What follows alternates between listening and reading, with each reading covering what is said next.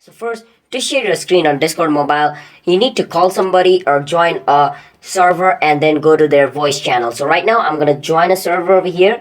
This is the server I'm gonna join. And after clicking on the server, I can go to the voice channel. Now a voice channel has this icon. If you see this icon beside the name, you can just click on it and it's gonna take you to a voice channel. And you can click on join voice to join their voice channel. So right now I have joined the voice call. So to enable screen sharing, I can click on this icon which is right below over here. Then after clicking on this button, this screen shows up. This screen, it's basically notifying me that Discord is gonna screen capture my phone and everybody can see what's being displayed on my phone on the other end. So click on allow, and after clicking on allowing, the screen opens up, which means your screen sharing has started.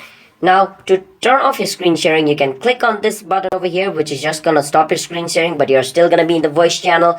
But if you click on this button over here, you're gonna stop your screen sharing and you're gonna get out of the voice channel, or you're gonna get out of the call with your friends. So that's basically how you enable your screen sharing on Discord.